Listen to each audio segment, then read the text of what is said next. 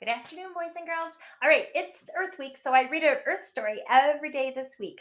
Today, I have one called Just a Dream. This is one of my favorite books about the Earth, and it has a little boy who has a dream about the Earth. It doesn't start with a dream, so let's see. You'll see when it becomes a dream. As usual, Walter stopped at the bakery on his way home from school. He bought one large jelly-filled donut. He took the pastry from its bag, eating quickly as he walked along. He licked the red jelly from his fingers. Then he crumpled up the empty bag and threw it at a fire hydrant. Take a look at that picture. That wasn't such a good choice, was it? At home, Walter saw Rose, a little girl next door, watering a tree that had just been planted. It's my birthday present, she said proudly. Walter couldn't understand why anyone would want a tree for a present. His own birthday was just a few days away, and I'm not getting a silly plant, he told Rose. And there's Rose watering her plant. I think a tree for a present would be a really good idea. After dinner, Walter took out the trash. 3 cans stood next to the garage. One was for bottles, one was for cans, and one was for everything else. As usual, Walter dumped everything into one can. He was too busy to sort through the garbage, especially when there was something good on television. Uh-oh, he could have spent the time to recycle his things, but he decided not to. He's not making very good choices, is he? The show that Walter was so eager to watch was about a boy who lived in the future. Ooh, that would be cool. The boy flew around in a tiny airplane that he parked on the roof of his house. He had a robot and a small machine that could make any kind of food with the push of a button. Oh, I bet you and your parents would like that, wouldn't it? I feel like spaghetti. Push, and out comes spaghetti. That would be kind of cool. I like that idea. I wonder if it does the dishes too. Walter went to bed wishing he lived in the future. He couldn't wait to have his own tiny plane, a robot to take out the trash, and a machine that could make jelly donuts by the thousands. When he fell asleep, his wish came true. That night, Walter's bed traveled to the future. And there it's going to the future. Now, this book is going to have a whole bunch of words, and then, or a whole, I'm going to show you a picture, and then I'm going to read the words, or vice versa.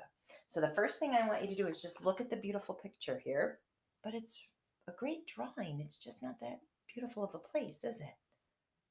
Where is he? I see a bunch of garbage here, and then I see houses buried, it almost looks like, and there's Walter's bed. Where could he be? I'm not sure. Walter woke up in the middle of a huge dump. A bulldozer was pushing a heap of bulging trash bags toward him. Stop! He yelled. The man driving the bulldozer put his machine in neutral. Oh, sorry, he said. Didn't see you. Walter looked at the distant mountains of trash and saw half buried houses. Do people live here? He asked. Not anymore, answered the man.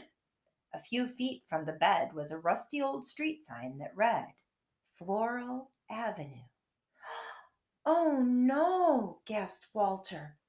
He lived on Floral Avenue. The driver revved up his bulldozer. Well, he shouted, back to work. Walter pulled the covers over his head. This can't be the future, he thought. I'm sure it's just a dream. He went back to sleep. But before long, it looks like he's in the trees now. That could be a good place. Where does he go next? Oh, he is in a tree. But look at what's all around the tree. Looks like men cutting down trees with a saw, and his bed is up in the tree. Walter peered over the edge of his bed, which was caught in the branches of a tall tree. Down below, he could see 2 men carrying a large saw. Hello, Walter yelled out. Hello to you, they shouted back. You aren't going to cut down this tree, are you? Walter asked. But the woodcutters didn't answer. They took off their jackets, rolled up their sleeves, and got to work. Back and forth they pushed the saw, slicing through the trunk of Walter's tree. You must need this tree for something really important, Walter called down. Oh, yes, they said, very important. Then Walter noticed the lettering on the woodcutters' jackets. He could only make out the words, Quality Toothpick Company. Walter sighed and slid back under the blankets. Did you see all the trees they had cut down? Do you think we need all those trees for toothpicks? Until I wonder where he goes next. Look at where he is. It looks like he's on the top of a smokestack from factories with a whole bunch of pollution coming out. I don't like the look of that. Walter couldn't stop coughing. His bed was balanced on the rim of a giant smokestack. The air was filled with smoke that burned his throat and made his eyes itch.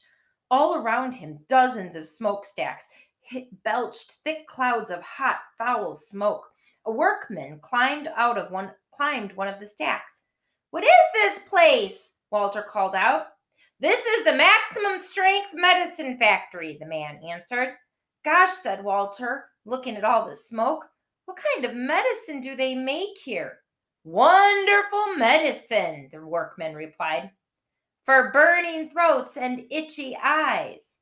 Walter started coughing again. "I can get you some," the man offered.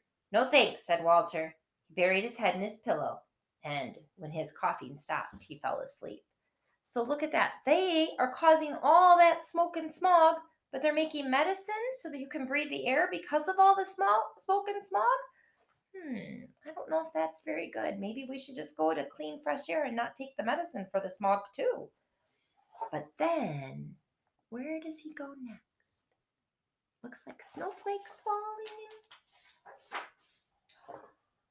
I want you to look closely. He's on a mountain with snow, and there's a big building up at the top. And you can just make out the words Mount Everest. Mount Everest is the highest mountain. But there's not a hotel at the top of that mountain. Snowflakes fell on Walter. He was high in the mountains. A group of people were wearing snowshoes and long fur coats hiked past his bed. "Where are you going?" Walter asked. "To the hotel," one of them replied. Walter turned around and saw an enormous building. A sign on it read, Hotel Everest. "Is that hotel?" asked Walter. "On the top of Mount Everest?" "Yes," said one of the hikers. "Isn't it beautiful?" Well, Walter began, but the group didn't wait for his answer. They waved goodbye and marched away. Walter stared at the flashing yellow sign, then crawled back beneath his sheets. I think sometimes we should just leave nature alone. And a really tall mountain? I don't think that's the one we should put a hotel on the top of. It would be better to hike it. Maybe Walter's figuring that out too. But there's more to see. There he is. That's the same picture that was on the cover. I had to take off the cover, the paper jacket that was over the cover because it was too hard. Oh, look closely at this picture. I want you to see something. There's his bed. Whoops. There's his bed, and there's some fishing boats out there. And this fishing boat, it looks like they're really, really happy and excited on the boat. It looks like they're cheering. I wonder what they're cheering about. Let's read and find out. Walter's hand was wet and cold. When he opened his eyes, he found himself floating on the open sea, drifting toward a fishing boat. The men on the boat were laughing and dancing. "Ship ahoy!" Walter shouted. The fisherman waved to him. "What's the celebration for?" he asked. "We just caught a fish!" one of them yelled back. "Our second fish this week." They held up their small fish for Walter to see. "Aren't you supposed to throw back the little ones?" Walter asked. But the fishermen didn't hear him. They were busy singing and dancing. Walter turned away. Soon the rocking of the bed put him to sleep. So it looks like the oceans and the seas got so polluted, the fish aren't even there anymore, and the only fish they can catch are 1 or 2 a week, and they're really small. We need to take care of our earth. But he only fell asleep for a minute. Oh man, what is that? It looks like his bed is right in front of a giant truck. That's not a good place to be sleeping.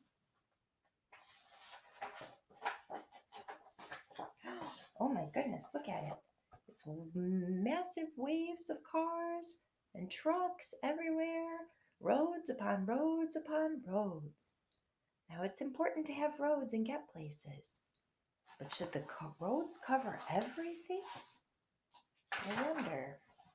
A loud shrieking horn nearly lifted Walter off his mattress. He jumped up. There were cars and trucks all around him, horns honking loudly, creeping along inch by inch. Every driver had a car phone in one hand and a big cup of coffee in the other. When the traffic stopped completely, the honking grew even louder. Walter could not get back to sleep. Hours passed, and he wondered if he'd be stuck on this freeway highway forever. He pulled his pillow tightly around his head. This can't be the future, he thought. Where are the tiny airplanes, the robots? The honking continued into the night until finally, one by one, the cars became quiet as their drivers and Walter went to sleep. But his bed traveled on. Oh, he finds a horse. That's pretty cool. Let's find out where he goes when he sees a horse. He must be out in nature now. That's weird. What is that? Look closely, boys and girls. It looks like he's in the desert. Whoops. There's a horse there and a lizard there, and there's something out there, but I'm not sure what it is. What that could be. Let's go ahead and read and find out what it is. Walter looked up. A horse stood right over his bed, staring directly at him. In the saddle was a woman wearing cowboy boots. "My horse likes you," she said. Good, replied Walter, who wondered where he'd ended up this time. All he could see was a dull yellow haze. "Son," the woman told him, spreading her arms in front of her, "this is the mighty Grand Canyon." Walter gazed into the foggy distance. "Of course," she went on, "with all this smog, nobody's gotten a good look at it for years." The woman offered to sell Walter some postcards that showed the canyon in its old days. "They're really pretty," she said. But he couldn't look. "It's just a dream," he told himself. "I know I'll wake up soon, back in my own room." But he didn't. This future that he's seen doesn't seem like the best kind of future, does it? A future where there's smog and pollution. We can't see the Grand Canyon or nature. Now where is he? It looks like he's up in the clouds. And I do see some geese flying. Do you see the geese flying? Oh, it looks like maybe the ducks.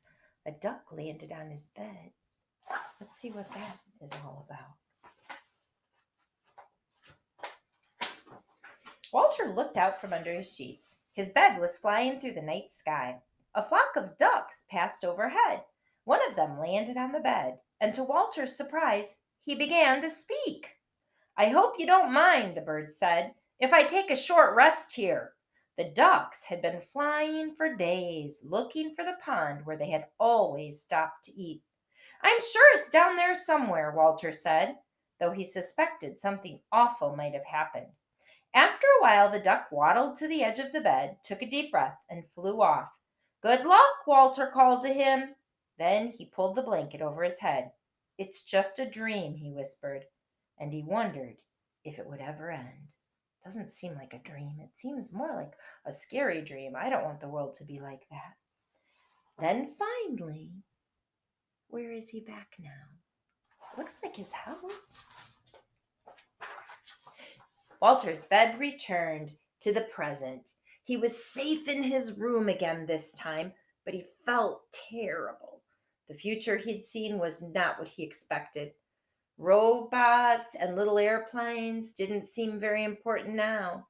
He looked out his window at the trees and lawns in the early morning light. Then he jumped out of bed. There he is. He jumped out of bed, and where does it look like he's going?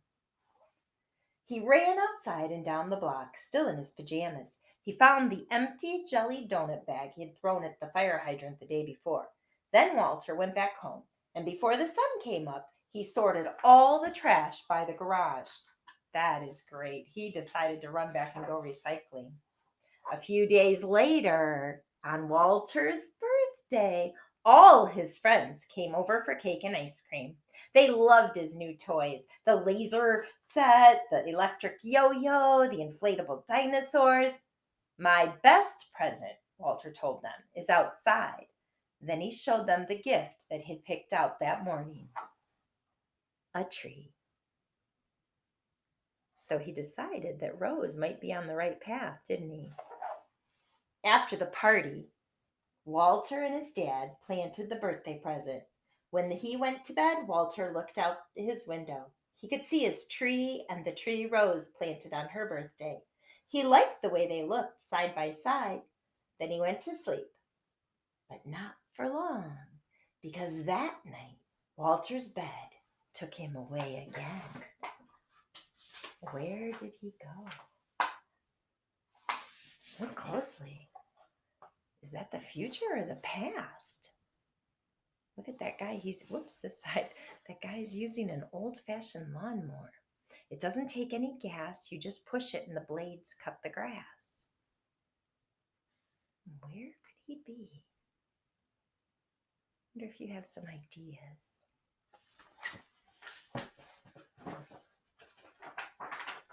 When Walter woke up, his bed was standing in the shade of two tall trees. The sky was blue. Laundry hanging from the clothesline flapped in the breeze. A man pushed an old motorless lawnmower.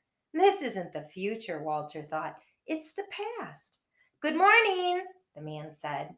You found a nice place to sleep. Yes, I have, Walter agreed. There was something very peaceful about the huge trees next to his bed.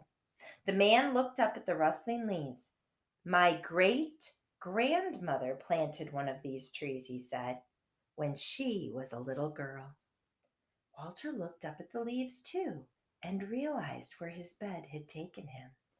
This was the future after all, a different kind of future. There were still no robots or tiny airplanes. There weren't even any clothes dryers or gas powered lawnmowers. Walter lay back and smiled. I like it here, he told the man. Then he drifted off to sleep in the shade of two giant trees, the trees he and Rose had planted so many years ago. All right, boys and girls, I hope you like that story. I really like it. I don't think our future is going to be that with all the smog and things like that.